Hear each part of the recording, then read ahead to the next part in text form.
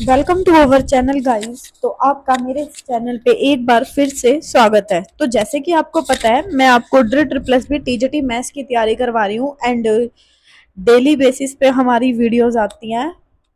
ये वाला हमारा 2 सितंबर का मेल की शिफ्ट का सेकंड का पेपर चल रहा था। तो आपको जान के खुशी होगी कि आज ये पेपर कंप्लीट होने वाला है। तो आज हम इन पेपर को कंप्लीट कर देंगे। 90 क्वेश्चन जो आपके मैथ्स के आते हैं वो मैं आज कंप्लीट करवा दूंगी। और जैसे कि मैंने कमिटमेंट किया है आपको, जो 10 आपके पेडालॉजी के क्वेश्चन है वो मैं आपको ना, जैसे आपके इसमें 2021 के 9 पेपर हुए थे, तो 90 क्वेश्चन मैं आपको कंप्लीट 90 क्वेश्चन विद कंसेप्ट के साथ कराऊंगी अपने इसी चैनल पे बहुत जल्द। फिलहाल के लिए आप पहले ही अपने मैथ्स के सब्जेक्ट को देखिए, ठीक है, फिर हम पेडालॉजी को भी करेंगे। क्योंकि अभी आपका पेपर मतलब बहुत दूर है, बट पढ़ते रहो, इतना दूर भी नहीं है, ठीक है। ये सोच के मत पढ़ो कि बहुत दूर है कि पेपर आ जाएगा।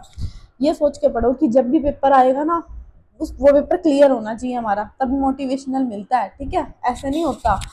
तो उसी को ध्यान में रखते हुए मैं आपकी तैयारी करवा रही हूँ। आज हमारा मेल की शिफ्ट का सेकंड का पेपर खत्म हो जाएगा। तो चलिए गाइस, स्टार्ट करते हैं अपनी वीडियो। होप सो आपने पहले वाली वीडियोस मेरी देखी होंगी एंड पसंद आ रही होंगी। जो बच्चे रेगुलर जुड़े हुए हैं उनको तो पता ही है।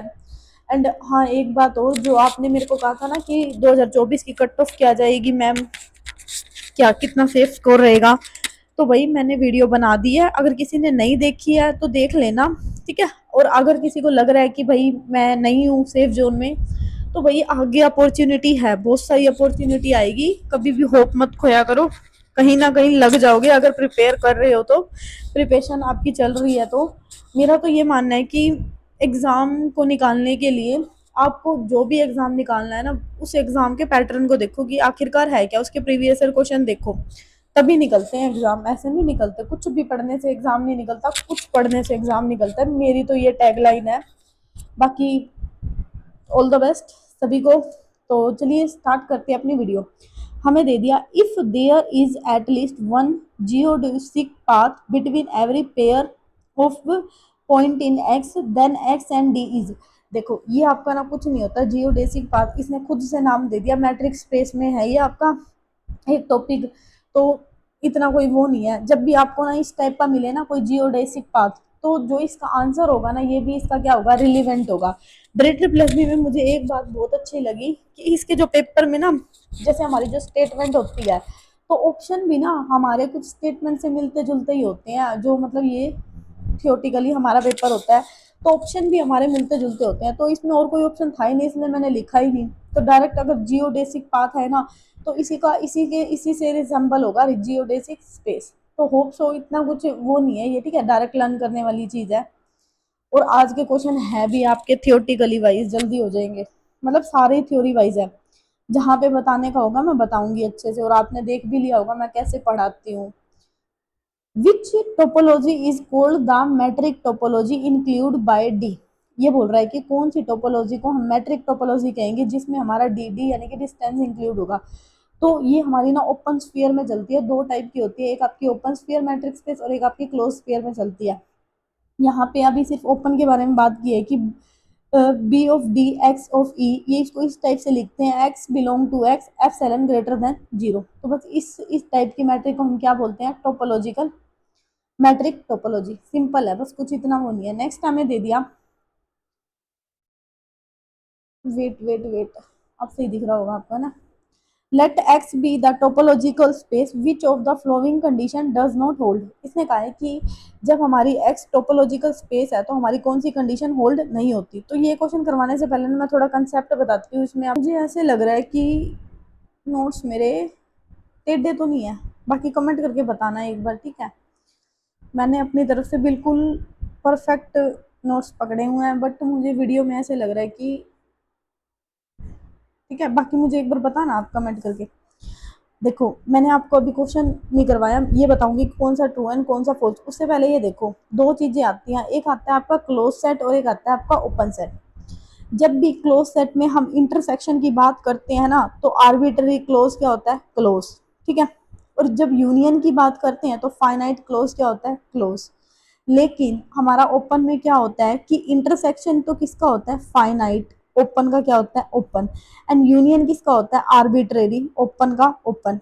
तो यहाँ से आपको क्या बात याद रखनी है, कोई सी एक बात याद रख लो, क्लोज के बारे में याद रख लो, कैसे कि इंटरसेक्शन में क्या आएगा आर्बिट्रेरी।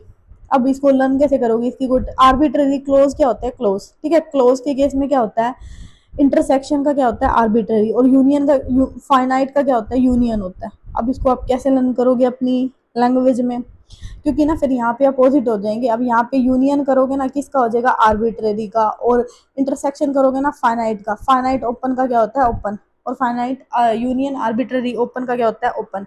तो आप इनमें से कोई एक लर्न कर लो, बाकी इसका अपोजिट कर देना। देखो इसको ना थोड़ी सी ट्रिक अगर मैं बनाना चाहूँ, देखो इंटरसेक्शन आर्बिट्रेरी, अब इंटरसेक्शन का मतलब क्या होता है भाई, इसको सेक्शन लगा दे, इसको अंदर नहीं आने देना।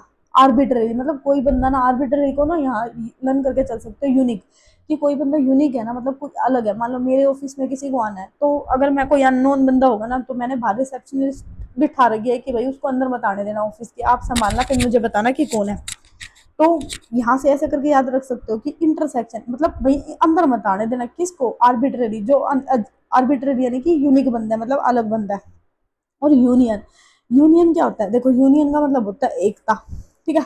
एकता कैसे आती है, जब फाइनाइट बंदे होते हैं, मतलब किसी भी परिवार में आप देखोगे ना, छोटी फैमिली होती है ना वो ज्यादा सुखी होती है बजाय बड़ी। तो जब फाइनाइट, छोटी का मतलब क्या होता है जिसको हम गिन सकते हैं, ठीक है। तो और इसको अब लर्न कैसे करोगे, देखो यूनियन मतलब एकता, एकता में लोग कैसे रहते हैं क्लोज, कब रहते हैं जब वो फाइनाइट होते हैं, तो इसको ऐसे करके लर्न कर लेना, हो गया। इंटरसेक्शन मतलब मेरे ऑफिस में भाई आर्बिट्ररी मतलब कोई यूनिक बंदा आता है ना, तो वहीं अंदर मत आने देना, यानी कि क्लोज कर देना उसके लिए। तो होप सो आपको यहाँ तक लर्न हो गया होगा, मैंने मतलब जस्ट हैज अ ट्रिक से लर्न करवाई है, ठीक है। तो अब होप सो आप कभी नहीं भूलोगे, इंपॉर्टेंट पॉइंट है, ठीक है। आप आ जाओ क्वेश्चन पे अपने, हमें क्वेश्चन क्या दिया है, हमें दिया है, अब ध्यान से देखना इसके ऑप्शन, कि phi and X are close, इसने बताना है कि कौन सा होल्डर नहीं होता, फाई और एक्स हमारे दोनों क्लोज होते हैं। Finite union of close set is close, इसने क्या कहा था, यूनियन कब होगी घर में, यानी कि जब हम क्लोज होंगे, और क्या होंगे हम फाइनाइट होंगे। देखो यूनियन कब होगी, जब बंदे क्या होंगे फाइनाइट, तो तभी क्लोज बिन के रहेंगे ना, फाइनाइट होंगे, छोटी फैमिली होगी, तो ये बात क्या बिल्कुल ट्रू। नीचे देखो arbitrary intersection of close set is close, अब आर्बिट्रेरी इंटरसेक्शन भाई मेरे ऑफिस में अननोन बंदे को एंटर मत आने देना, हो गया लर्न। आर्बिट्रेरी का क्या होता है इंटरसेक्शन, तो क्लोज कर देना, क्लोज आर क्लोज, ये बात बिल्कुल ठीक है। Finite union are close set are not close, भाई ये तो मैं पढ़ के आई, पढ़ाया मैंने अभी को आपको, कि मैंने कैसे पढ़ाया था फाइनाइट, कि घर में छोटी यूनियन कब आएगी एकता, जब छोटी फैमिली होगी, यानी कि जिसको हम काउंट कर सकेंगे फाइनाइट, और वो कैसे रहेगी क्लोज रहेगी, यानी मिल के रहेगी। तो यहाँ क्लोज क्लोज होता है, इसने लिखा है नोट, तो इसने यही पूछा था कौन सा होल्ड नहीं है। तो होप सो आपको ये क्वेश्चन लर्न हो गया होगा। नेक्स्ट क्वेश्चन है हमारा 74, हमें क्या दिया है कि let X is equal to R square and D such that X cross X से X R is defined by D x1 x2 y1 y2 की power 1/2, then the point inside the circle of center is, इसने कहा है कि हमें ना simply कोई भी पॉइंट दिया है, ठीक है, इस टाइप का हमें सर्कल दे दिया एक्स क्रॉस एस का, जो कि डिफाइन हो रहा है इस टाइप से, तो भाई इसका सेंटर बताना है। जो भी आपको इस टाइप का क्वेश्चन आए तो इसका हमेशा सेंटर क्या होता है 0,0, बस ये लर्न करना है आपको, सेंटर क्या होता है 0,0। नेक्स्ट क्वेश्चन हमें दिया है कि जैसे कि मैंने आपको बताया कि आज के थ्योरेटिकल ज़्यादा क्वेश्चन है, तो समझाने का इतना है नहीं, बेसिकली रिजल्ट ही है, तो आपको लर्न करने पड़ेंगे, ठीक है। तो बाकी मैं पूरी कोशिश कर रही हूँ लर्न ना करने पड़े, हज़र ट्रिक की लर्न करवा दूँ। A function from one metric space to another metric space f of a से b is continuous at p if all epsilon greater than 0 there exists delta greater than 0 such that, तो जब भी आपको इस type की condition मिले ना matric space में, या मैंने पढ़ाया भी हुआ मैट्रिक स्पेस बहुत अच्छे से, एक एक पॉइंट पढ़ाया हुआ है, आप देख सकते हो। बाकी मेरा ना ऐसा मानना है, आप वो मैट्रिक स्पेस पढ़ोगे ना फिर भूल जाओगे, मतलब मेरा तो क्या, अगर किसी भी यूट्यूब चैनल से पढ़ोगे ना भूल जाओगे भाई, इतने सारे रिजल्ट है ना मैट्रिक स्पेस में, इतने मतलब अनकाउंटेबल, आप सिर के ऊपर से जाएंगी चीजें, ये क्या हो रहा है भाई, ये कहाँ से क्या हो रहा है। तो मेरा तो ये मानना है लिमिटेड पढ़ो, ठीक है। वैसे मैंने भी पढ़ाया हुआ पूरा मैट्रिक स्पेस पढ़ाया हुआ है, ठीक है। एक बार पढ़ लेना अगर आप किसी का मन कर रहा है कि बेसिक से पढ़ना है तो। बाकी मैं कहूंगी जितने मैं आपको प्रीवियस ईयर में करवा रही हूँ ना रिजल्ट, वही लर्न कर लेना, क्योंकि इतनी सारी चीजें पढ़ने का फायदा ही क्या, ठीक है, आने लिमिटेड होती है चीजें। तो डी ऑफ एक्स पी हमारा क्या होता है, लेस देन डेल्टा, वही रिजल्ट होता है। नेक्स्ट क्वेश्चन हमें दे दिया, a function F such that A से B is continuous if and only if F inverse G is open in A whenever G is open in B. जब यहाँ पे हमारा जी ओपन है तो जी हमारा बी में भी क्या होगा, ओपन होगा। नेक्स्ट क्वेश्चन हमें दे दिया, ये रिजल्ट है भाई, मैं कुछ नहीं कर सकती। A function F such that A से बी, एक बार ना अपनी आंखों से देख लो, बाकी मैं दोबारा से एक बार फिर से करवाऊंगी आपको। ये चीजें आपके एग्जाम आ जाएंगे ना, मुझे लगेगा कि जो जो रिजल्ट आपके इम्पोर्टेंट है इसमें और क्या चीजें इंक्लूड हो सकती हैं, तुम एक बार अपनी आंखों के आगे से देख लो भाई, पेपर में आए कैसे, तो मैं दोबारा फिर पढ़ाऊंगी इनको। A function F such that A से B between the two metrics space is uniformly continuous on a for all epsilon greater than 0। तो यहाँ पे हमारी जो कंडीशन होती है, अभी भी हम पढ़ के आए थे, डी ऑफ एक्स वाई हमारी क्या होती है, लेस देन डेल्टा, तो बस वही है। नेक्स्ट क्वेश्चन हमें दिया है, if a finite cover if a finite cover on S is contained in each open cover on any set S then S is equal to, S को बोलेंगे हम कॉम्पैक्ट सेट। जब भी हमारा क्लोज होता है और बाउंडेड होता है तो उस सेट को हम क्या बोलते हैं, कॉम्पैक्ट सेट।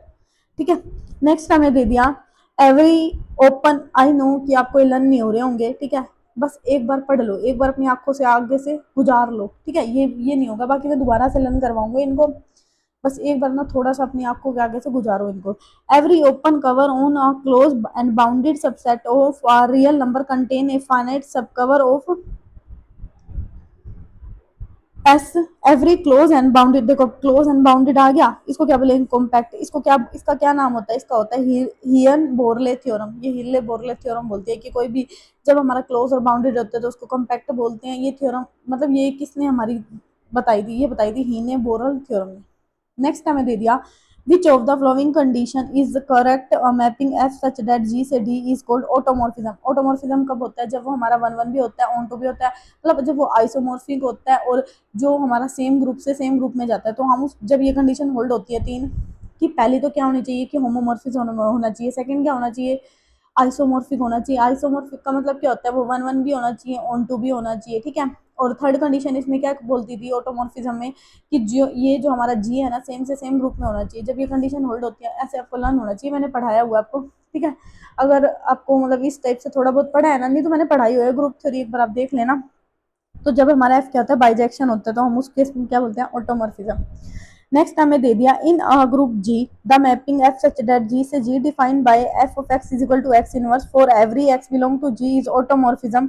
तो जी हमारा कैसा होगा, एबिलियन होगा, ठीक है, सिंपली जब भी ऑटोमॉर्फिज्म की बात हो तो क्या आता है, एबिलियन। नेक्स्ट हमें दे दिया, if a b belong to X, a cross b कहाँ पे गया, एक्स पे, then we can say that X is, तो जो हमारा एक्स हो जाएगा वो क्या हो जाएगा, internal direct product. Internal direct product ही है ये, ठीक है। एक्सटर्नल होती तो बी क्रॉस ए बी आता।